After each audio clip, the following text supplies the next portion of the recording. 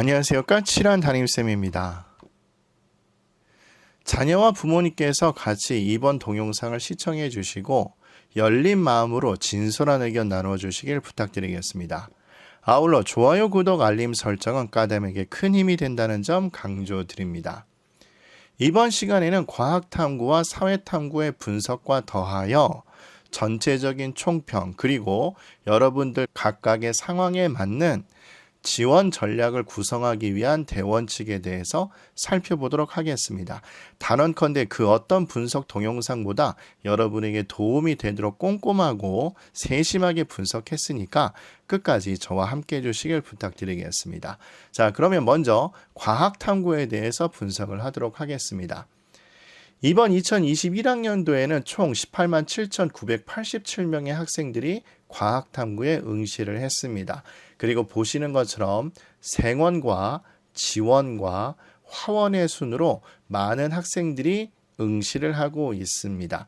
그런데 올해에는 만점자의 표준 점수와 그리고 1등급의 등급 컷을 보시면 아시겠지만 생원하고 지원하고 화원이 다소 어렵게 출제가 되었습니다. 그런데 이게 수험생 입장에서 대단히 안 좋은 걸 의미할 수 있습니다. 왜냐하면 여러분이 이미 구성하고 있는 것처럼 대부분의 학생들이 생원과 지원을 동시에 선택해서 탐구 과목을 형성하거나 아니면 생원과 지원 중에 하나를 선택하고 나머지 과탐을 선택해서 두 과목을 선택하는 경우가 많은데 올해 생원과 지원이 어렵게 출제가 됐다라고 이미 소문이 예전부터 있었고 데이터로 확인을 하셨기 때문에 많은 학생들이 걱정을 할 것이라 생각이 됩니다.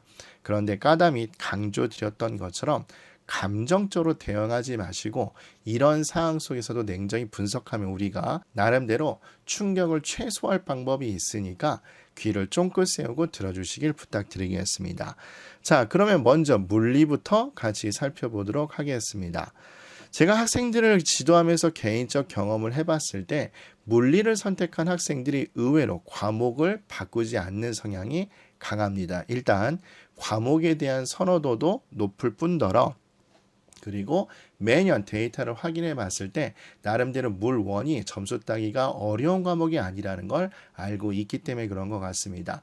지금처럼 1등급의 비율의 숫자가 살짝 변하고 있긴 하지만 전체적인 인원도 조금 줄긴 줄었지만 1등급의 컷을 보시고 나머지 인원을 보시면 그렇게 어렵게 출제되지 않은 걸 확인하실 수 있을 겁니다.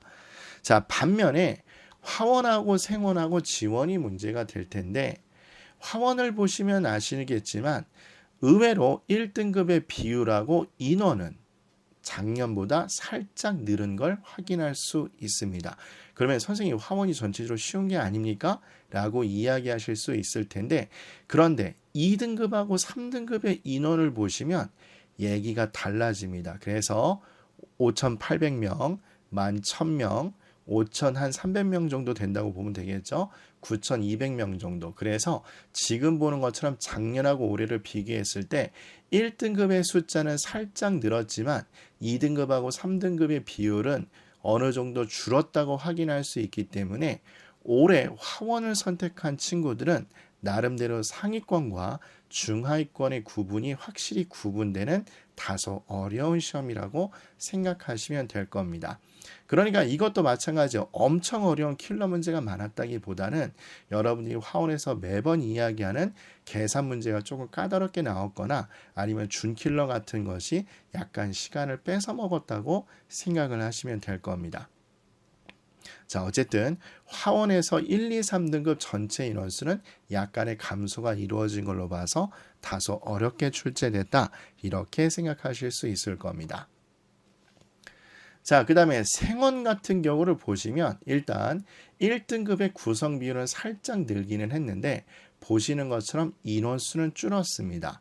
여러분 뭐 이거는 이유는 알고 계시겠죠? 일단 응시한 인원수가 적었고 결실도 높았기 때문에 그런 것이 반영돼서 인원수가 줄었다고 보시면 될 겁니다. 그런데 지금 보는 것처럼 2등급의 구성 인원 숫자하고 3등급의 구성 인원 숫자를 보시면 아시겠지만 이 1, 2, 3등급 전체 숫자가 마찬가지 작년보다 줄었다고 확인하시면 될 겁니다.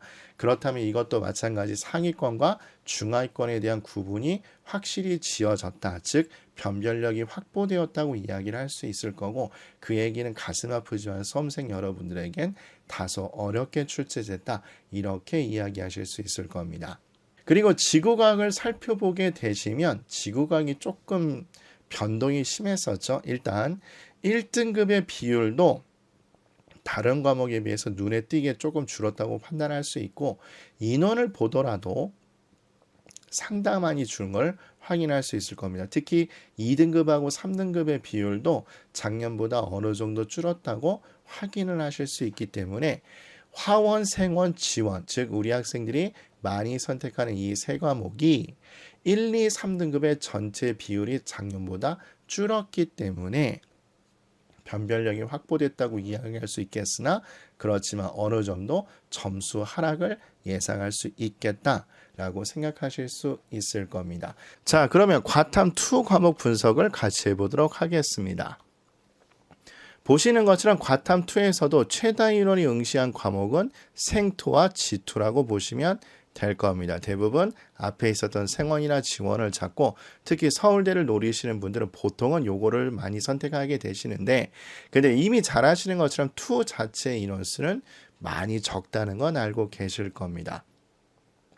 자, 그런데 문제는 우리 학생들이 많이 선택한 이 2 과목에서도 최고 만점의 표준 점수를 보시면 아시겠지만 높게 형성됐기 때문에 다소 어렵게 출제됐다고 이야기할 수 있겠으나, 여기서 우리가 좀 해석할 때 조심을 하셔야 될 것 같습니다. 이거는 우리 개별적 과목을 보고 살펴보도록 하겠습니다.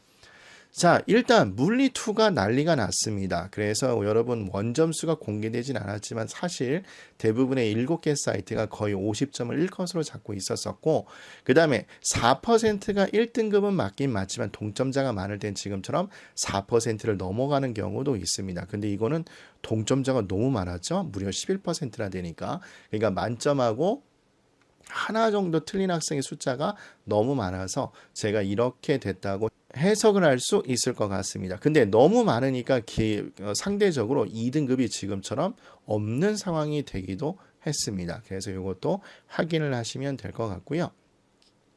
그리고 3등급의 숫자도 마찬가지 많이 늘었다. 그리고 1등급, 3등급 인원을 합치면 작년보다는 그래도 늘었다라고 생각을 하시면 될 것 같습니다. 그리고 많이 지원한 과목 중에 하나가 화2가 될 건데, 화2는 지금 보시는 것처럼 비율도 늘었고 인원수도 살짝 늘었습니다. 그런데 보시는 것처럼 2등급하고 3등급의 숫자는 줄어들어서 이것도 어느 정도 변별력은 갖췄다. 상위권과 중하위권 구분이 확실히 됐다라고 생각하시면 될 겁니다. 그 다음에 생투 같은 경우는 눈에 띄게 준 게 확 보이죠. 6.18%에서 4.28로 줄게 되었고, 인원수도 꽤 많이 상대적으로 다른 2 과목에 비해서 많이 줄었다는 걸 확인하실 수 있을 겁니다. 마찬가지 2등급, 3등급의 숫자도 2등급의 3등급의 숫자도 줄었다는 걸 확인하실 수 있을 겁니다.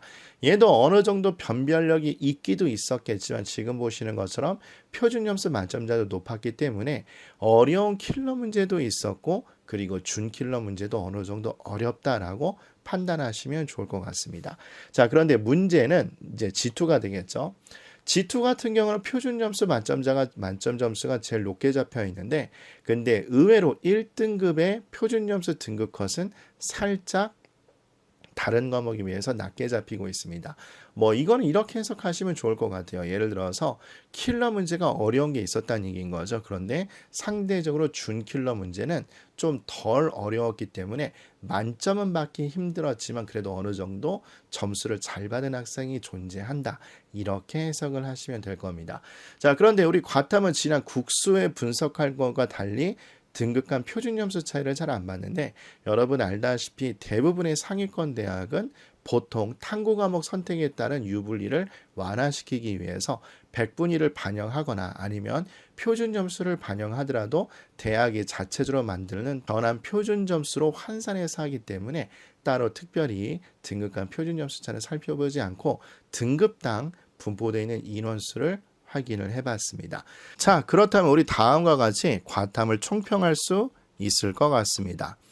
일단 앞에서 데이터를 확인하신 것처럼 생원, 지원, 화원, 생투, 지투의 난이도는 어느 정도 높아졌다고 생각하시면 될 겁니다.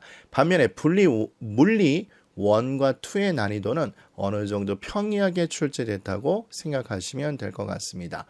그 다음에 과탐에 응시한 인원을 비교해 봤을 때 생원하고 지원에 응시한 학생들의 숫자가 최다인 건 맞긴 맞지만 응시 인원이 숫자가 줄었고 결시율도 높아졌고 그리고 난이도가 어려웠던 과목이 많았기 때문에 보셨던 것처럼 과학탐구 1등급의 인원이 축소가 되었고 또 생원, 지원, 화원은 살펴봐서 아시겠지만 1, 2, 3등급의 전체 인원이 줄었다고 생각하시면 될 겁니다. 자, 그렇다면 자연계 학생분들은 나름대로 수학을 잘하기 때문에 바로 과탐에 대한 평균 성적이 걱정이 되실 텐데요. 좀 아쉬운 얘기를 드리자면 생원하고 지원을 기존의 방식대로 선택하셨던 학생들은 어느 정도 불리함을 감수하실 수밖에 없을 겁니다. 아마 과탐 시험지를 푸시면서 상당히 충격량이 크셨을 거예요. 일단 국어 자체도 우리 학생들이 많이 어려웠다고 생각을 했을 텐데 과탐도 생원하고 지원을 풀었을 때 막히는 문제들이 있었으니까 상당히 가슴 철렁 내려앉으면서 시험을 걱정하면서 풀지 않았을까라는 걱정이 듭니다. 반면에 이렇게 선택을 하지 않다 할지라도 생원과 지원을 하나를 선택하고 나머지 과탐을 선택한 친구들이 꽤 많을 텐데 이 친구들도 어느 정도 불리함은 감수할 수밖에 없을 겁니다. 자, 그런데 제가 매번 말씀드렸죠. 이게 내 입장만 생각을 하셔서 지원 전략을 짜시면 정말로 가슴이 철렁 내려앉아서 전략을 못 짭니다. 매번 얘기 드렸던 것처럼 내 입장도 생각해 봐야 되지만 다른 사람 입장도 생각해 봐야 되고 그 얘기는 곧 나한테 어려웠다 그러면 다른 학생들한테도 어려웠다는 얘기입니다. 이거는 우리가 데이터를 통해서 앞에서 확인했습니다. 1, 2, 3등의 숫자가 상대적으로 줄어들었잖아요. 그죠? 그래서 무조건 나만 망쳤다 이렇게 생각하지 마시고 여러분들이 이걸 명심하셔야 됩니다. 일단 전체적인 평균 점수가 감소할 가능성이 높아집니다. 왜냐하면 얘 두 개를 하나의 조합으로 하던가 둘 중 하나는 반드시 잡고 있기 때문에 전체적인 평균 점수는 감소할 수 있습니다. 그리고 그나마 다행인 것은 제가 아까도 얘기 드렸죠. 나 혼자만 떨어진 것이 아니기 때문에 그리고 이미 사회 시스템, 특히 대학교 입학 시스템은 이런 것을 알고 있기 때문에 과목별 선택에 따른 유불리를 최소화시키기 위해서 나름대로 완화하는 공식들을 적용하고 있다라고 생각을 하시면 될 겁니다. 그러니까 나만 시험 망쳤다 이렇게 생각을 하지 마시고 단 대책을 짜실 때는 그래도 현실적으로 짜셔야 되겠죠. 그래서 얘기 드렸던 것처럼 과탐을 잘 받았다. 그럼 변별력이 확보됐기 때문에 유리한 건 당연하겠지만 못 봤다. 그러면 과탐의 반영 비율을 최소화하는데 그리고 온라인 매치표 활용법에서도 제가 설명드렸습니다. 그 과탐을 포함한 점수에서 100분위를 활용하는 게 나한테 유리하느냐 표준 점수를 쓰는 게 나한테 유리하느냐 이것도 판단하셔서 선별을 하시면 될 겁니다. 아울러 과탐을 못 보셨다면 당연한 이야기겠지만 한 과목 반영 대역도 찾아보셔야 될 겁니다. 상위권 대학은 보통 치대가 한의대가 많겠지만 중하위권 예를 들어서 간호 같은 경우가 인기가 많은데 그런 대학도 찾아보시면 생각보다 한 과목 반영 대학이 많습니다. 그리고 투 과목을 선택한 학생들 그리고 특정 과의 특정 과목을 선택했을 때 가산점을 받는 경우 그런 것도 생각을 해보시면 되고 그리고 좀 가슴 아픈 얘기이긴 하지만 중하위권 학생들이라면 탐구 과목 자체를 선택해서 내 점수를 환산 점수로 반영하느냐 아니면 탐구 과목을 빼고 반영하느냐 이것도 온라인 매치표의 설정값을 잡는 거에 따라 검색이 가능하다고 이야기했었습니다. 그러니까 그거를 통해서 확인하시면 좋을 것 같습니다.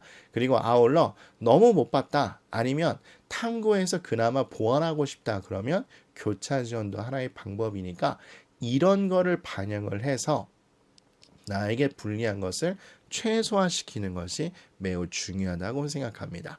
과탐은 이 정도 분석하면 될 것 같고 이제는 사탐을 같이 분석해 보도록 하겠습니다. 자, 그런데 이번에 평가원 공식 데이터를 분석하면서 묘했던 것이 사회 탐구 영역이었습니다.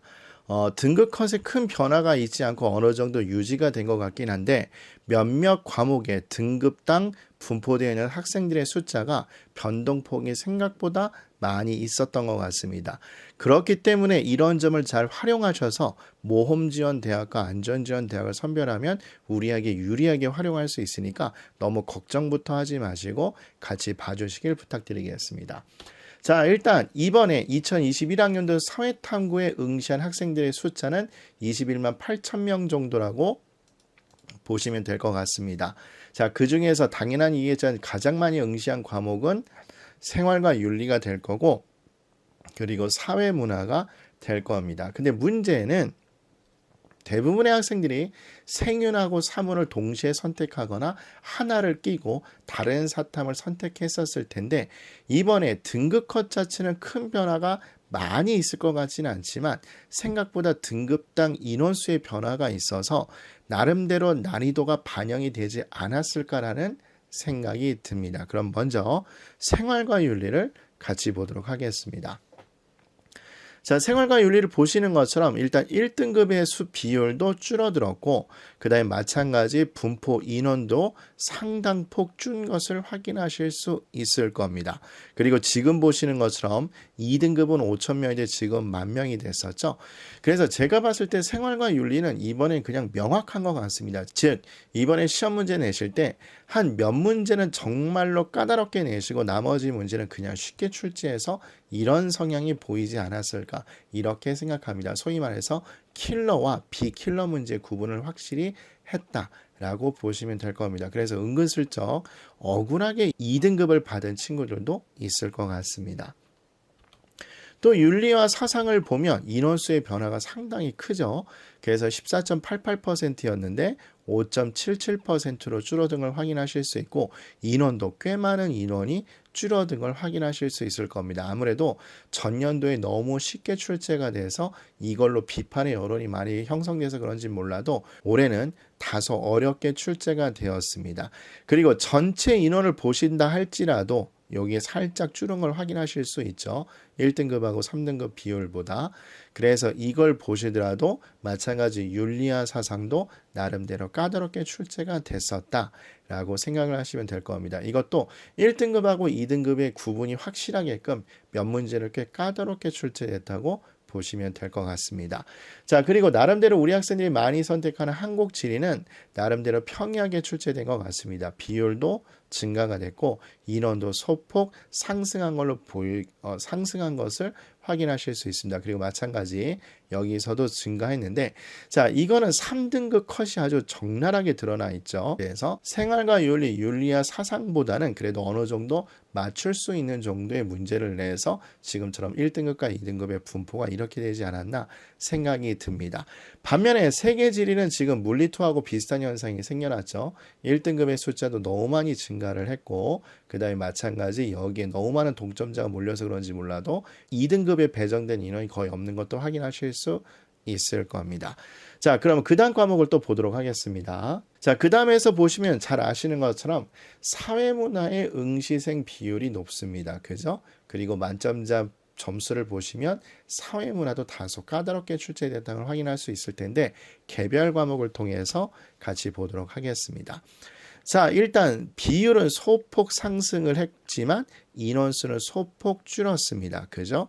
1등급도 그렇고 2등급도 그렇고 3등급은 조금 많이 줄은 것처럼 보이는데 이거는 뭐 응시생 숫자가 줄어들었을 수도 있고 그리고 마찬가지 시험이 다소 까다롭게 출제됐다라고 분석하시면 될 것 같습니다. 이것도 어느 정도 변별력이 있다고 보시면 될 것 같고 그 다음에 세계사를 보도록 하겠습니다. 전년도에 너무 쉽게 출제되는지 몰라도 지금처럼 비율이 약간 줄게 되었고 숫자는 많은 변화가 있는 것도 확인을 하실 수 있을 겁니다. 그 다음에 법과 정치 보시면 아시는 것처럼 비율은 살짝 줄었고 인원도 꽤 많이 준 걸 확인하실 수 있을 겁니다. 어쨌든 단순 비율로만 따지면 절반 정도 준 거죠. 그리고 2등급의 숫자는 오히려 증가한 걸 확인하실 수 있어서 나름대로 변별력은 확보를 했다. 확인하시면 될 것 같습니다. 1등급과 2등급의 구분을 했기 때문에 아무래도 정말로 까다로운 문제 몇 개가 출제되지 않았나 예상이 될 거고, 뭐 경제도 워낙 적은 수의 학생들이 선택하는 과목 중에 하나죠. 그래서 이것도 보시면 알겠지만 비율상의 변화는 그렇게 눈에 띄는 변화는 없습니다. 그리고 문제가 되는 건 사회문화가 될 건데, 지금 보시는 것처럼 1등급의 비율도 줄었고 숫자도 2등급의 숫자도 3등급의 숫자도 어느 정도 숫자가 줄었다는 걸 확인하실 수 있을 겁니다. 따라서 사회문화의 1, 2, 3등급 학생들의 숫자가 줄은 걸로 봐서 사회문화도 어느 정도 어렵게 출제됐다라고 확인하실 수 있을 겁니다. 그러면 사회탐구 영역도 총평을 해보면 이렇게 할 수 있을 것 같습니다. 일단 과목별 난이도가 조금은 오른 거라고 생각할 수 있을 것 같습니다. 즉 1등급 컷, 2등급 컷 점수 자체의 변화는 크지 않은데 나름대로 까다로운 문제를 확실히 삽입을 해줌으로 인해서 1등급과 2등급 또는 1등급, 2등급과 3등급의 구분을 확실히 해줘서 은근슬쩍 등급을 까먹어서 수능 최저를 못 맞출 수도 있고, 아니면 표준 점수 상으로 손해를 보는 친구들이 있지 않을까, 이런 생각이 듭니다. 자, 그러면 사탐과 관련된 인원수를 살펴봐야 될 텐데요. 잘 아시는 것처럼 생활과 윤리와 사회문화에 최다 인원수의 학생들이 응시를 했습니다. 그리고 사회탐구 1등급 인원의 숫자가 인기과에서 감소한 걸 확인하실 수 있을 겁니다. 특히 생윤과 사문 같은 경우에 전체 1, 2, 3등급의 학생 숫자가 감소가 되어서 나름대로 시험을 출제하신 분 입장에서는 변별력을 확보했다고 이야기할 수 있겠으나 우리 입장에선 그리 달가운 소식은 아닐 겁니다. 그렇기 때문에 사회탐구의 평균 성적도 생활과 윤리와 사회문화를 동시에 선택한 친구들이라면 불리함을 감수하셔야 될 거고, 생윤과 사문 중에 하나를 선택하고 사탐을 선택하신 친구라면 나름대로 평균 점수가 떨어지기 때문에 상대적으로 불리한 걸 감수하셔야 될 겁니다. 그런데 제가 과탐 분석에도 설명을 드렸죠. 전체적인 평균 점수는 감수할 수 있겠으나, 그러나 생윤과 사문이 어려운 건 나만 어려운 게 아니다. 그 이유는 데이터가 그래서 중요하다고 말씀드렸지만 1, 2, 3등급의 학생들의 숫자가 줄어든 걸 확인할 수 있고, 그리고 마찬가지 탐구 과목의 선택에 따른 유불리를 줄이기 위해서 나름대로 대학들은 그것을 완화시킬 수 있는 공식들을 마련해서 적용하고 있다. 이걸 생각하시면 될 겁니다. 물론 지난번에 강조드렸던 것처럼 현실적인 대책은 필요할 겁니다. 뭐 잘 본 친구들이야 변별력이 확보됐으니까 유리할 건데, 못 본 친구들은 과목별 반영 비율, 그리고 나한테 100분위 표준 점수 중에 뭐가 유리한지 확인을 해보셔야 될 거고, 이건 여러분이 스스로 아무리 엑셀을 잘 활용하셔도 계산하기 너무 힘들기 때문에 온라인 배치표를 활용하는 게 좋다라고 이야기를 드렸고, 그렇기 때문에 중하위권 대학 같은 경우 사탐 한 과목만 반영을 한다든지 아니면 탐구 과목 자체를 반영을 안 시킨다든지, 숙명여대가 대표적이었죠. 그래서 이것도 온라인 배치표에 검색 설정 값을 달리하면 쉽게 파악할 수 있다고 했으니까 그걸 확인하시면 되고, 일부 대학은 예외가 있긴 하겠지만 제2외국어가 대체 가능한지도 확인을 해보시고 나름대로 현실적 대응을 하시는 게 좋을 것 같습니다. 그래서 불리한 상황을 가능하면 최소화시키고 국어와 수리나의 점수를 잘 활용해서 지원 전략을 짜신다면 그래도 좋은 성과를 얻을 거라 생각이 듭니다. 자, 지금까지 사회탐구에 대한 분석을 끝냈습니다.